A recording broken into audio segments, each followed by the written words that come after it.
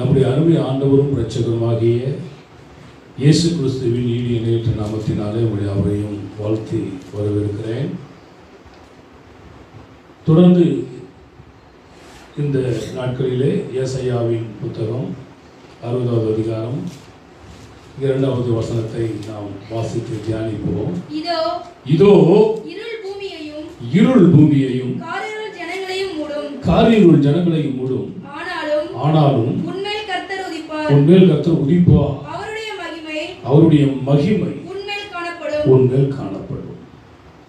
மகிமை நம்மேல் காணப்பட வேண்டுமானால் 1 தேவனை துதிக்க வேண்டும், 2 தேவனை விசுவாசிக்க வேண்டும், 3வதாக 1 பேதுரு 4ஆம் அதிகாரம் 11வது வசனம். ஒருவன் போதித்தால் தேவனுடைய வார்த்தைகளின்படி போதிக்க கடவன். ஒருவன் உதவி செய்தால் தேவன் தந்தருளும் பலத்தின்படி செய்ய கடவன். எல்லாவற்றிலேயும் கிறிஸ்துவின் மூலமாய் தேவன் மகிமைப்படும்படியே செய்வீர்களா. கர்த்தருக்கே மகிமையும் வல்லமையும் சதா காலமும் உண்டாயிருப்பதாக. நீங்க எதை செய்தாலும் சரி, நீங்க செய்கிற ஒவ்வொரு காரியத்திலையும் என்ன நடக்கணும்? தேவ மகிமை காணப்பட வேண்டும். புரிஞ்சிருந்தா தானே அதிலே சொல்லியிருக்கலாம்.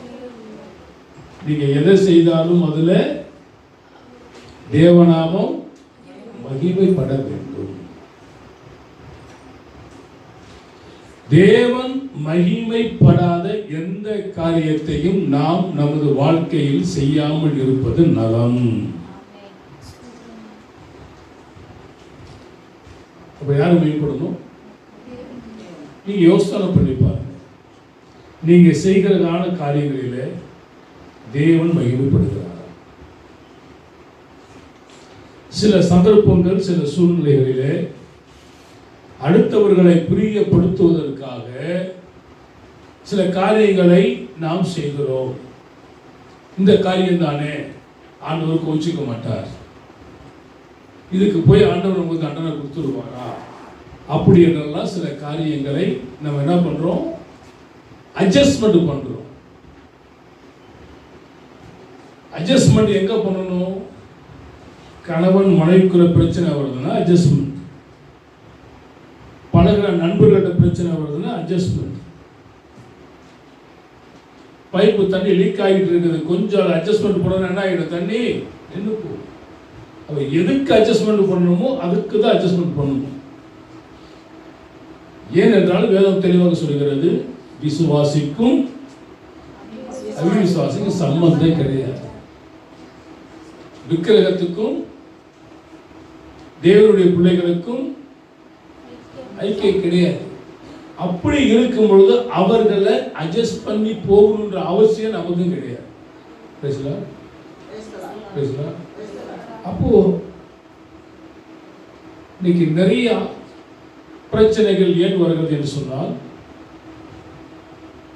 இந்த காரியம் கர்த்தரால் வந்தது அப்படின்றது 99% திருமண பத்திரிகையில போடுறாங்க. ஆனா அந்த கல்யாணம் எப்படி கைக்கூடி வருதுன்னா, வாட்ஸ்அப் மூலியமா வருது, இன்ஸ்டாகிராம் அதுல வருது, ட்விட்டர்ல வருது. இதெல்லாம் நான் யூஸ் பண்ணல, வாட்ஸ்அப் மட்டும் நான் யூஸ் பண்ணியிருக்கிறேன். ஆனா பேப்பர்ல பார்க்குறேன், எதில் வருது? ட்விட்டர்ல வருது. அது எப்படி யூஸ் பண்றது கூட எனக்கு தெரியாது. தெரிஞ்சா கொஞ்சம் சொல்லிக் கொடுங்க, கற்றுக்கிறேன். பேசுதா? ஃபோன்ல இருந்து அழிச்சு பார்த்தாலும் போக மாட்டாங்க. ஏன்னா அதில் ஃபோன்லேயே ஸ்டோர் பண்ணி வச்சிருக்கிறான். இந்த ஃபோனை நான் விலை கொடுத்து வாங்கியிருக்கிறேன்னா எது இருக்குன்னு எது இருக்கக்கூடாதுன்னு கம்பெனிக்காரன் தான் முடிவு பண்ணுறான். நம்ம முடிவு பண்ண முடியல. நமக்கு தேவையானதை இன்ஸ்டால் பண்ணுறோம். இதெல்லாம் உங்களுக்கு தேவைன்னு சொல்லி அவன் பண்ணி வைக்கிறான். ஆனால் வேதம் தெளிவாக சொல்கிறது, நீங்கள் எதை செய்தாலும் அதிலே தேவ நாமம் மகிமைப்பட வேண்டும். நம்ம செய்கிறதான காரியங்கள் ஒரு வேளை தானம் தர்மம் செய்யலாம். அதில் யார் பயப்பட வேண்டும்? வேதம் தெளிவாக சொல்கிறது, நீங்கள் எதை செய்தால் அதிலே தேவநாமம் தேவநாமம் தேவநாமம் மகிமைப்பட வேண்டும். நீங்க செய்கிறதான இக்காரியம் என்ன? எப்ராஹிம் அந்நிய ஜாதியானோடு என்ன பண்ணிருக்கிறான்? கலந்து இருக்கிறான். அந்நிய ஜாதியோடு என்ன பண்ணிருக்கிறான்? கலந்து இருக்கிறான். எப்ராஹிம் திருப்பி போடாத அப்பமாக இருக்கிறான். அப்பம் என்றால் ரெண்டு பக்கமும் வேகணும். ஒரு பக்கம் வெந்து மறுபக்கம் வேகலன்னா என்ன பண்ண முடியாது? சாப்பிட முடியாது. அவன் பேதையான புறாவாக இருக்கிறான். ரொம்ப நாளைக்கு முன்னால் ஆயத்தப்படுத்துறேன், இன்னும் நான் பிரசங்கம் பண்ண எப்ராஹிம் அவன் திருப்பி போடாத அப்போ.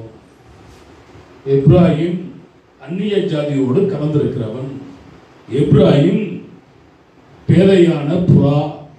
இப்படி சொல்லி எப்ராஹிம் குறித்து நிறைய சம்பவங்கள் இருக்கிறது. ஆனா இன்னும் நான் ஒரு நாள் கூட பிரசங்கம் பண்ணல.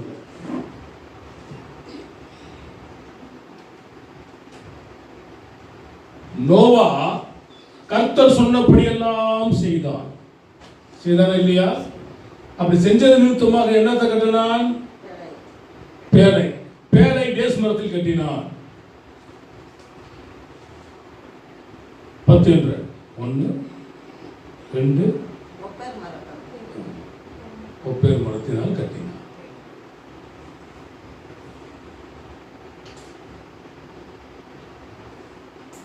அப்போ ஒரு காரியத்தை செஞ்சானா அதை அப்படியே செஞ்சிருந்தோம்.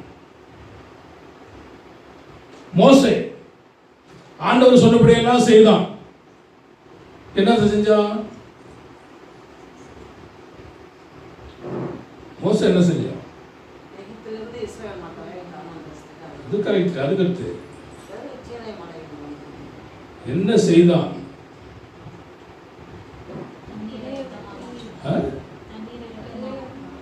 அதற்கெல்லாம் கிடையாது. ஆசரிப்பு கூடாரம்.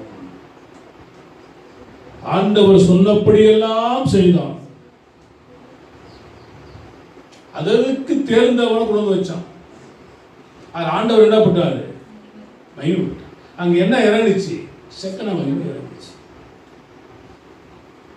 நீ எதை செய்தாலும் அதுல தேவநாமம் மகிமைப்பட வேண்டும்.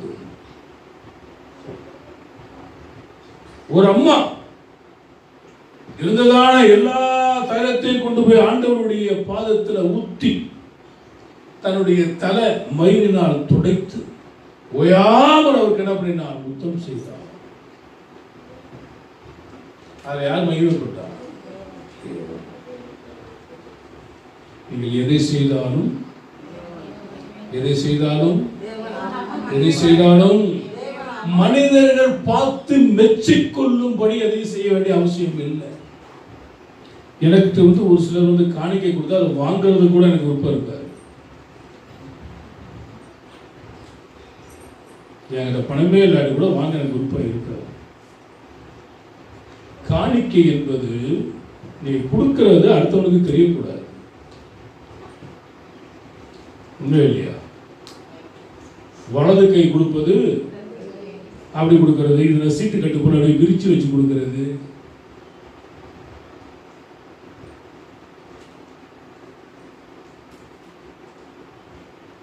உங்களுக்கும் தேவனுக்கும் தெரிந்தால் போதும்.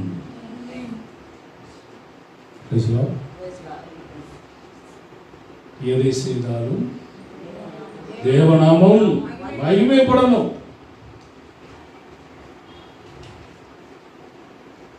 எப்போ வெளியரங்கமா இருக்குது அப்படின்னு சொன்னா, இந்த டப்பாவை நான் ஏழை விடுறேன் 50 ரூபா, யாரும் இறங்கிப்பீங்களா? அது கேட்க மாட்டீங்க. ஏன் கேட்க மாட்டீங்க? இதுக்குள்ள ஒரு மோதிரம் இருக்குதுன்னா அப்ப இறங்கிப்பீங்க. அப்போ எதுக்காக இறங்கிக்கிறோம்? நான் யார் தெரியுமா? ஈஸ்டர்ல ஒரு கோழி முட்டை பல லட்சத்துக்கு போயிருக்குது. நான் பெரியாருன்னு காண்பிப்பதற்காக முட்டை என்ன பண்ணா அது தேவநாமம் மகிமைப்படுமா?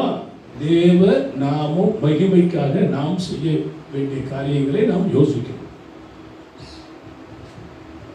அவர் மகிமைப்படாத எந்த காரியத்தையும் நாம் செய்யக்கூடாது. நீங்க என்ன செஞ்சுக்கிறீங்க? காலைல எந்திரித்து ஜெபிப்பது தேவநாமம் மகிமைப்படாது. காலையில எந்திரித்து வேத வாசிப்பது தேவநாமம் மகிமைப்படாது. காலையில எந்திரிச்சதும் காப்பி குடிப்பதில் தேவநாமம் மகிமைப்படும். காலையில எந்திரிச்சு ஊர்வம்பு இருப்பது தேவநாமம் மகிமைப்படும். எது மகிமை? காலையில் எழுந்ததும் கர்த்தரை துதிப்பதும் மாலையில் சுகமுடன் இல்லம் வருவதும் கிருபையே. காலையில் எழுவதும் கர்த்தரை துதிப்பதும் மாலையில் சுகமுடன் இல்லம் வருவதும் கிருபையே. கிருபையே தேவ கிருபையே, தேவ கிருபையே, தேவ கிருபையே. கிருபையே தேவ கிருபையே, தேவ கிருபையே, தேவ கிருபையே. இந்த பாட்டு மோசஸ் ராஜசேகருடைய 4th வால்யூம்ல வந்துச்சு நினைக்கிறேன். இதுல ஒரு பிரச்சனை. அவருடைய இசையமைப்பாளர் அனுராக் வின்சென்ட் அவர் என்ன பண்ணார்? இந்த பாட்டை நான் எழுதுனேன்றாரு.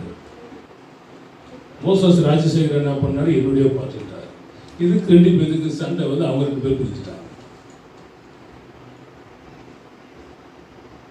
அருமையான பாட்டு பேசுறா. அதுக்கடுத்து நான் தான் எழுதினேன் அப்படின்னு சொல்லிட்டு இவர் பாடுறாரு. இவர் ஒரு பாட்டு பாடி இருக்கிறார். என்ன பாட்டுன்னா, திக்கற்ற பிள்ளைகளுக்கு சகாயம் நீரே அல்லவோ, ஆதரவு அற்ற எனக்கு பக்கபலம் நீரே அல்லவோ. இந்த பாட்டு என்னுடைய பாட்டு இல்லை. இது ஒரு ஊழியக்காரர்கள் பாட்டு. அது கூட பெர்க்மான் சொல்லிய பாட்டு. உற்று தண்ணீரே எந்த தேவராகியே, ஜீவநதியே என்னில் பொங்கி பொங்கி வா, நன்றியால் துதிப்பாடு நம் இயேசுவை உள்ளத்தால் என்று பாடு. நம் இயேசு நல்லவர், ஒரு போதும் கைவிடா, ஒரு நாளும். இதெல்லாம் அவருடைய பாட்டு கிடையாது. அவர் என்ன சொல்றாரு? இது ஒரு தேவனுடைய மனுஷன் எழுதுறதான பாட்டு, நான் பாட்டு நான் வெளியிட்டேன். பேசலாம். அப்போ ஒரு பாட்டுக்கு ஒரு சண்டை உண்டாக்கி ஒரு பிரச்சனையை உண்டாக்குறான். இதுல யாரு நாம மகிமைப்படலை? தேவ நாம மகிமைப்படலை.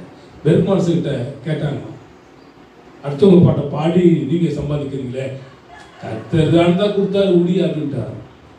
நன்றியால் துணி படம் பயங்கரமான ஓட்டம் ஓடிச்சு அந்த கேசத்துக்கு. இவர் பாட்டை வெறுத்து யூஸ் பண்ணா விடாங்களா? காப்பி ரைட்ஸ் கேட்குறாங்க. கேட்குறாங்களா இல்லையா? காப்பி ரைட்ஸ் கேட்குறாங்க. நம்மளுடைய சிங்க வால்யூமில் 10 வால்யூமோ 8 வால்யூமோ போட்டிருக்கிறோம் மெசேஜில். அதில் அந்த ஒரு பாட்டை போட்டோம். சிங்கத்தின் மேலும் பாம்பின் மேலும் நடந்தே செல்லுவே வான் சிங்கம் வரும். காப்பிரைட் போட்டான். அடுத்த பாட்டை நம்ம யூஸ் பண்ணும் பொழுது காப்பிரைட்ஸ் கேட்குறாங்க. ஆனால் இன்னொருத்தர் பாட்டை இன்னொருத்தர் போட்டா என்ன ஆகுது? ஆனா இதுல தேவநாம மைப்படும் நினைக்கிறீங்களா?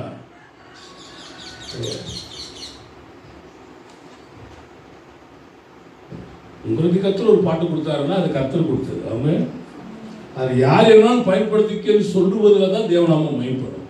என்னுடைய பாடல் வரிகளை என்னுடைய அனுமதி இல்லாமல் பயன்படுத்தக்கூடாது என்பதில் யாரும் நாம மைப்படாது. உங்களுடைய அக்கௌண்ட்ல இருக்கிறதுனா 1000 ரூபாய் பணத்தை நான் எடுத்துக்கொண்டால் என்ன படாது? தேவநாம பயப்படாது.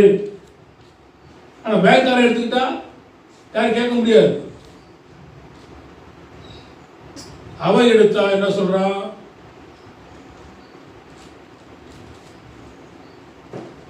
அவன் எடுத்து என்ன சொல்கிறான், போன வாரம் என்கிட்ட கூட 1000 ரூபா எடுத்துட்டான். 1000 சில்லறை வந்தது, 500 ரூபாய் வந்துருச்சு. ஐயோனாலும் அவ்வளோதான். ஐயோ போச்சுன்னு போயிருக்கு, 1000 ரூபாய் இருக்கணுமா, தூக்கிட்டான். இப்படி தான் வாழ்க்கை ஓடுதுங்க. அப்போ தேவநாம மகிமை. நீங்கள் என்ன செய்கிறீங்க? ஏதாவது ஊழியம் செய்றீங்களா? ஏதாவது ஜெபம் குழு நடத்துறீங்களா? இல்லை சிறுவர் ஊழியம் செய்றீங்களா? அல்லது கைப்பிடி ஊழியம் செய்றீங்களா? அல்லது பாடல் ஊழியம் செய்றீங்களா? அல்லது யாருக்குடையாகிலும் போயிட்டு துணை உதவி ஊழியம் செய்றீங்களா? அந்த தேவநாம மகிமைப்படுதான்னு யோசனை பண்ணி பாருங்க. நீங்கள் எதை செய்தாலும் ஆமாம்